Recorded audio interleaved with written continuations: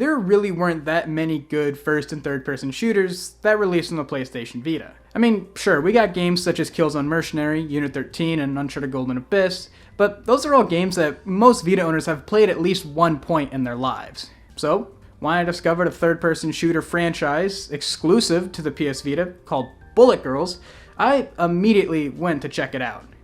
And after playing all the games, I can safely say that this is one of the more stranger concepts for a third-person shooter that I've seen personally. But without wasting any more of your time or my time, let's dive right into the Bullet Girls franchise. Alright, I just finished editing the video, and so I realized I forgot to mention that this is not a comprehensive review of all three games. It's more so just a kind of a first impressions on them. So, with that out of the way, let's actually get on to the actual video. Developed by the studio Shade and released on August 21st, 2014, Bullet Girls is a third-person shooter that takes place within the school's Ranger Club, which is essentially just this game's version of an ROTC class, but instead of kids pretending to be in the military, it's just anime schoolgirls shooting guns at each other. If you haven't caught on by now, this entire game is in Japanese. And a little fun fact about myself is that I don't speak a lick of Japanese. So of all the many text boxes that this game has, I can't read a single one of them and have no idea what's going on story-wise. But what I can make out via context clues and mostly Wikipedia is that we go to Misakimori Academy, an all-girls school that was founded 149 years ago and built on the ideas of duty and self-refinement. The school offers many different self-defense and military training classes for the students to take. And I'm not sure if that means the entire school is dedicated to military stuff, or if it's just they have a few classes dedicated to it, but it's not like I can read or understand anything that's going on, so who cares? When we first start the game, we get a lot of dialogue to skip through before the game finally throws us into the first mission. There are 10 playable characters in the game, each with their own little quirks and personality, but that really doesn't matter in a game that I can't understand at all. The game's progression is set up with a sort of level select hub that's similar to that in a mobile game. There are several areas in each zone, each with their own level, and once you complete a level, another gets unlocked until you finally get to the boss. Before each mission starts, you choose the girl you want to go with, each having their own separate and unique loadout. Some being rocket launchers, others being shotgunners, and some simply just being assault rifles. You can also choose a secondary girl to go along with you, but I have no idea what they do besides speak Japanese during the level, since I never saw them show up once during gameplay. Control-wise, Bullet Girls feels pretty much like an average third-person shooter, except that when moving the camera, your crosshair would move alongside too, which was weird and made moving feel really slow, as the crosshair would move sooner than the camera would. This is probably done to make shooting easier for the player, but it really just makes shooting feel slow and clunky. Aiming down sights really wasn't any better, as the game puts you in this weird zoomed-in first-person mode, and while it does make aiming feel a little bit better, it still just didn't really feel that good. It doesn't feel as fluid as Unit 13 or Uncharted Golden Abyss does. The level design was rather simplistic and honestly not all that interesting. You'd pretty much just start at one end of the map and make your way down to the other end. Along the way, you'd have to fight many foes like an anime girl with a shotgun, an anime girl with a rocket launcher, and the anime girl with a pistol. Enemies were also really stupid and had the slowest reaction time upon seeing you. There were also never really that many enemies attacking you at once, with the most you'd probably deal with is about 3 or 4. When you shoot enemies, you'll notice that their clothes start to get more and more damaged and ripped, making them more scantily clad. That's because this is how the game shows health. The more ripped your clothes are, the more damage you've taken. This also applies to your character, but thankfully we do have an actual health bar so we can better gauge our health. Graphically, the game looked fine, I guess. I mean, it looks pretty much just like any other 3D anime game you'd find. The environments you play in were pretty weird though, as in some levels you'd play in a school, the others downtown, and some you'd play in what looks to be the Middle East. Finishing all the levels would grant you access to the final boss, and the boss is really easy. The boss is just one of our classmates, and I think we have to beat her to get her to join our club or team or something, but I still can't read Japanese, so that's just what I'm guessing. The level isn't too different from all the other ones. Make your way from one end of the map to the other while shooting some anime girls along the way, and there's really nothing I can say about it, as that I got turned around and lost somehow and lost some time getting my bearings straight. Upon reaching the boss, the battle instantly starts, and it's also easy as shit. All we have to do is just dodge the rockets that she sends out and circle strafe around her. What also makes things easier is that the pistol, while weak, has a lock-on system, so we just have to run in circles and we're golden. The fight reminds me a bit of E2M8 from Doom, except not as fun, or interesting, or cool, or challenging, or when we defeat her, we go into this interrogation mode, which is how the game puts it. In this mode, you pretty much just grope the girl, and that's all there is to it. There are different types of touching you can do, and I guess the game rates how good you are at it, with some places being worth more points than others, and I think with the end goal being to get the highest score possible. Playing it, however, just made me really uncomfortable, and even as I write the script, I'm feeling very uncomfortable, and as I read the script out loud, I'm feeling uncomfortable. So we're just gonna stop talking about it altogether now.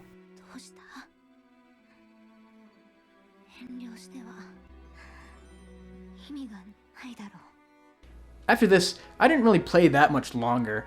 Bullet Girls is just a really boring game that really had nothing to offer. The combat feels very basic, and the characters all look the same.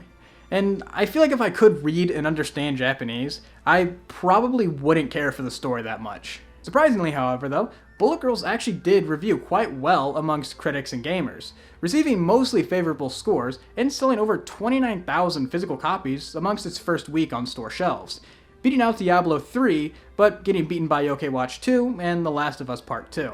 Apparently, Bullet Girls did well enough to earn a sequel because 2 years later, Blade released Bullet Girls 2. Bullet Girls 2's story is a continuation of the first game, and our main character, Ai Hinamoto, finds a mysterious pair of girls. I guess after that, she's informed of a mock battle between their school and the Elda Private Institute.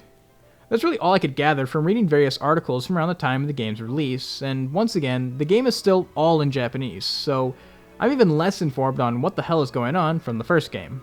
Bullet Girls 2 added some new additions to the game, such as 2 new characters, new maps, including one on top of a battleship, and new outfits, totaling up to 14,400 different combinations. Most of the new changes to the game, though, were to the interrogation scenes, with the new interrogation items, and now being able to interrogate 2 girls at once. Looking at some of the screenshots of the new interrogation items, they're pretty weird, so I've censored them as to not get flagged on YouTube. But if you want to, you can look them up yourself. The 2 biggest changes to the gunplay is that aiming is now much more like a standard third-person shooter. The shooting still doesn't feel that good, but it's much better than before. You can also upgrade your weapons via skins, which I never got to experience firsthand, but it probably worked well enough. Onto the actual combat and main chunk of gameplay, it's pretty much the exact same as the first game. You walk forward, shoot anime girls, and the start of each mission is the same as Bullet Girls 1's, choosing your character and a support that does nothing. Truth be told, I got even less far into Bullet Girls 2 than I did the first one. Not because I didn't want to, but because I literally couldn't. See, during the first boss fight level, I was progressing through it like normally, but then got to a part where there was just a bunch of anime girls that kept crawling out of tents. And no matter how many times I tried killing them, they just kept spawning indefinitely. And I, for the life of me, could not figure out how to continue past the section. Is how this part was supposed to end, but after consulting a walkthrough on YouTube, I discovered that you were actually supposed to shoot the tents that the girls were crawling out of. Now, when you aim towards the tents, it does show that you can shoot them, so that's on me for not noticing. But when you actually do shoot them, there isn't anything to show that the tent is actually being damaged. You'd think that in a game where a core part is watching girls' clothes be torn up, that they could add that same mechanic to the tents that you need to destroy in order to progress. But I guess you can only do so much while coding with one hand. After that, we get to the boss, and it's just one of the new characters in the game, and long story short, I got her stuck and kept shotgunning her anytime she got up, ending the fight in just less than 2 minutes. And just like the first game, after we defeat a boss, we have to interrogate them, and it's still just as creepy as it was in the first game. I tried playing more of Bullet Girls 2 than I did of Bullet Girls 1, but they're essentially the same game, just with new maps and characters. The first level that I played after the boss was this weird battle arena thing with a shit ton of enemies, and I thought that it was supposed to be a fight where everyone was fighting each other, but no, I just got shot by everyone all at once.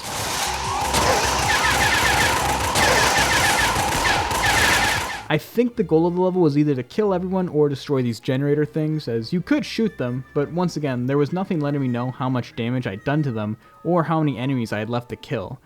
In fact, I think the enemies were infinitely respawning. Also throughout was this annoying alarm sound that was constantly going off. I did last quite a while, but still ended up dying. Like Bullet Girls 1, I really didn't have much of a desire to keep playing Bullet Girls 2. Even if they added a cool battleship level or skins to the guns, it's still just the same as the first game, and so suffers from the same repetitive and boring gameplay loop. I struggle to find things to talk about for Bullet Girls 2 because anything I could say here would just be me reiterating things I already said about Bullet Girls 1. The third and final game in the Bullet Girls series is Bullet Girls Fantasia. Released on August 9th, 2018, it was released on both the PlayStation Vita and the PlayStation 4, meaning that for the first time, the game was available to non-Vita owners. But that's not as interesting as what I'm about to say, as H2 Interactive, the company that was in charge of the game's release in Asia, also released the game with English subtitles, which meant for the first time, Westerners and non-Japanese speakers could actually understand what was going on. Aside from that, I really couldn't find that much information regarding Bullet Girl Fantasia's release, which is strange because Bullet Girls 1 and 2 both had a ton of information in Wikipedia articles written about it. But let's stop wasting time and let's dive right into the final chapter of the Bullet Girls series.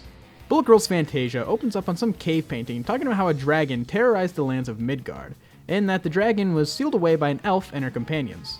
We then cut to our main character Aya explaining what is currently happening in the real world. We're still at Misakimori Academy and our Ranger Club is training for the annual Blood, Sweat, and Tears club meet. The game then spends a lot of time going over each one of the club members, most likely because this was the first time that the series has been in English and understandable to people outside of Japan. Aya isn't doing so hot during training and feels as if she's letting her teammates down. None of that matters, however, because not a minute later a portal randomly appears and transports all the girls to another world of sorts, along with all their guns, practice ammo, and military vehicles. When we come to our senses, all the girls are confused as to where they are and how they're going to get out, setting us up for the rest of the game.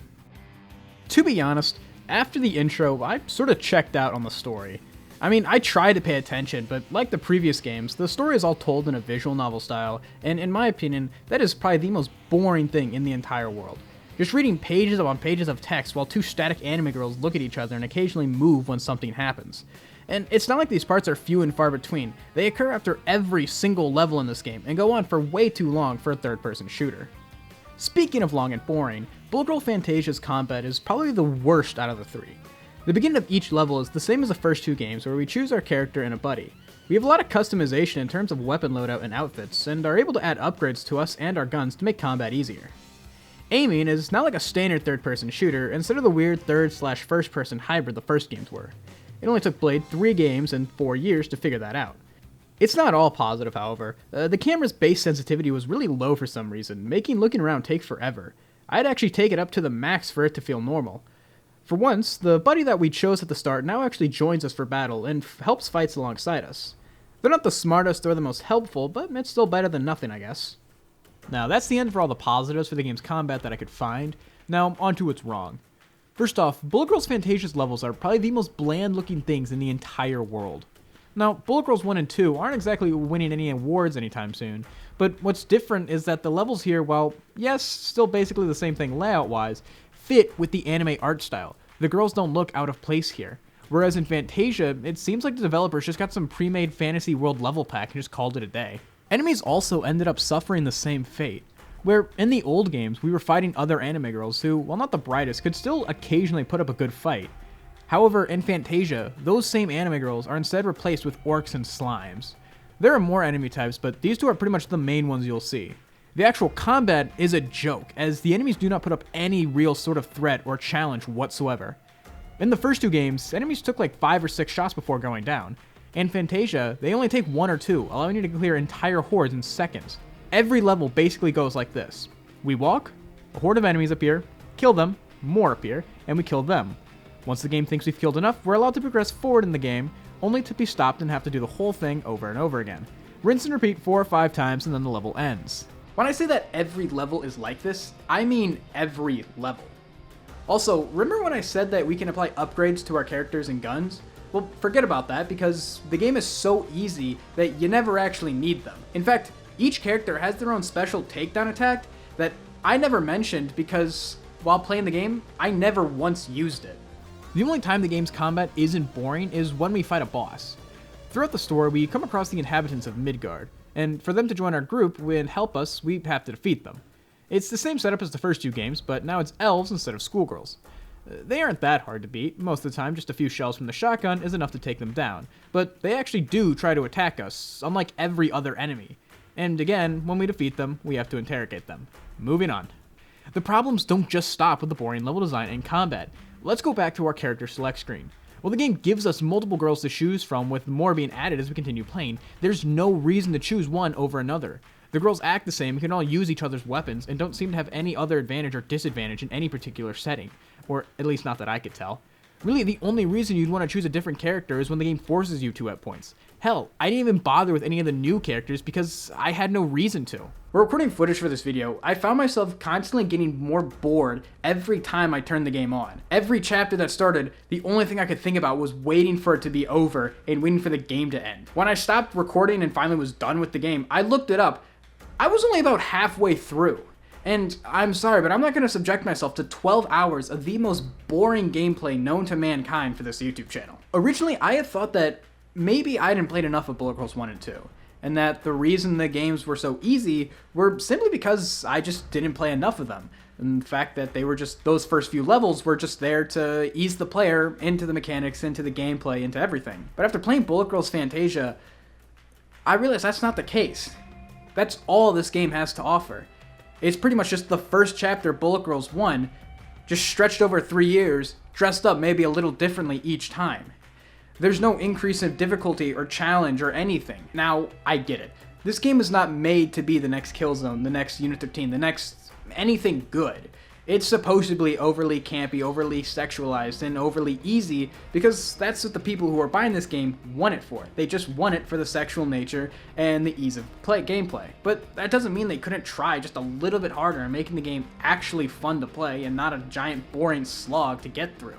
While the Bullet Girls franchise has continued to stay in the back of my mind ever since I first heard about it, after sitting down and playing through the entire series, I can safely say that there's really no point in playing any of the games. You can 100% skip this entire series over other shooters and be just fine. Even if you are someone who does like the campy nature and over-sexualized imagery, there are plenty of other games on the PlayStation Vita that have those sorts of themes and ideas that are going to be far more fun and much better to play. As of 2024, there's been no announcement, news, or info regarding Bullet Girls 4. The most we've ever gotten was in 2020 when Bullet Girls Fantasia was ported to PC, but after that, nothing. So it's safe to say that Bullet Girls is most likely never going to continue in the foreseeable future. Now, I don't know how to end these things, so if you liked the video, like that like button, subscribe maybe, and hopefully I'll see you guys real soon.